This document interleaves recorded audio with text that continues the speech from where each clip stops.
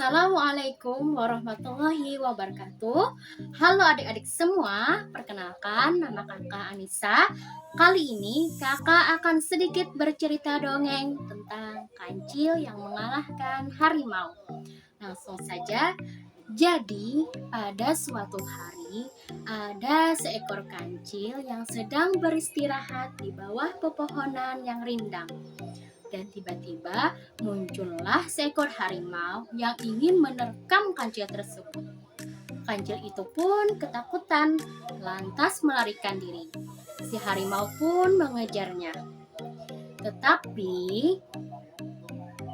ia telah kehilangan jejak kancil tersebut karena si kancil telah berlindung di balik semak-semak.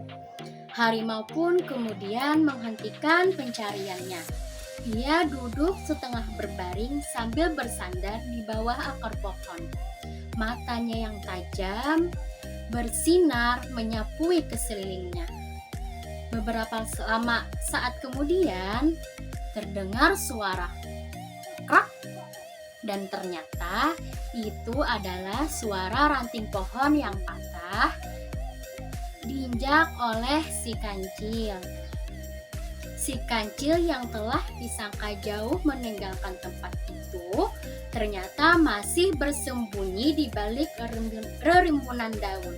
Mengetahui si kancil yang masih berada tidak jauh dari tempat tersebut, harimau langsung menuju ke tempat datangnya suara. Karena keadaan tidak menguntungkan, si kancil kemudian melarikan diri kembali. Melihat si kancil lari, sang harimau pun memanggilnya. "Hai kancil, jangan berlari. Aku tidak akan menyakitimu.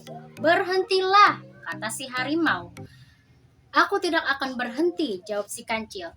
"Pasti kamu akan memangsaku." "Percayalah, Cil, aku tidak akan memakan dirimu. Bukan berarti kita sahabat," bujuk si harimau. "Kalau begitu, apa jaminannya bahwa kamu tidak akan memangsaku?" kata si kancil.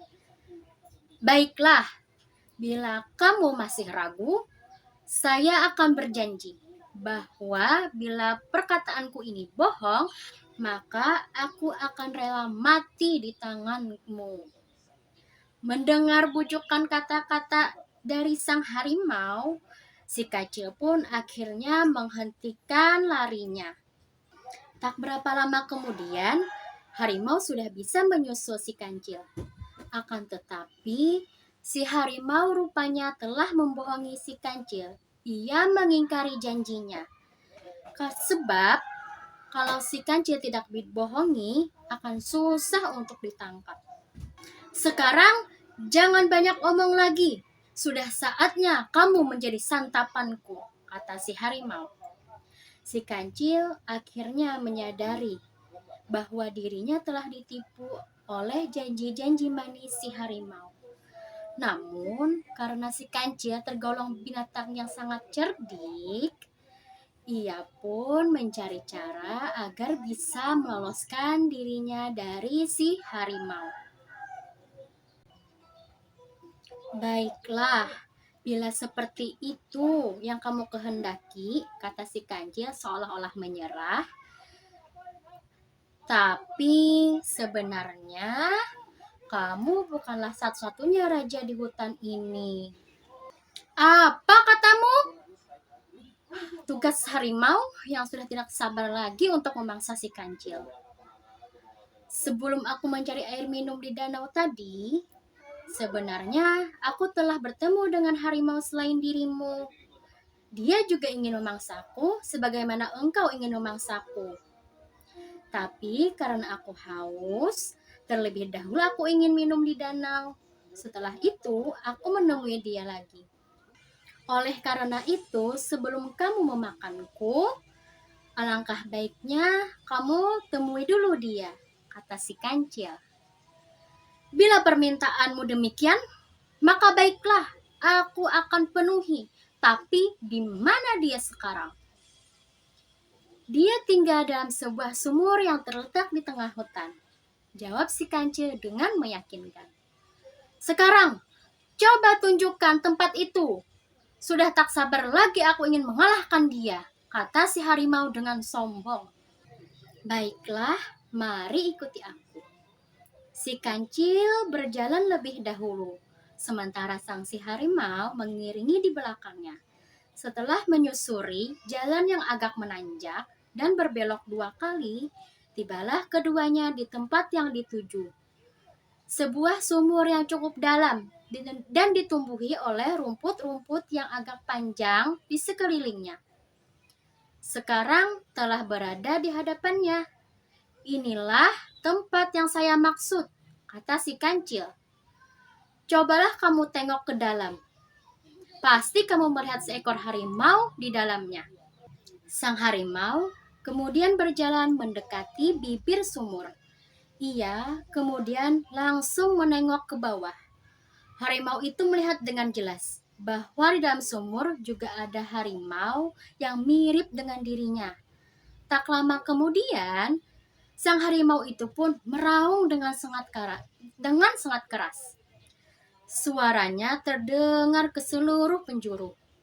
Dan saat itu pula, dari dalam sumur juga ada suara aungan yang sama.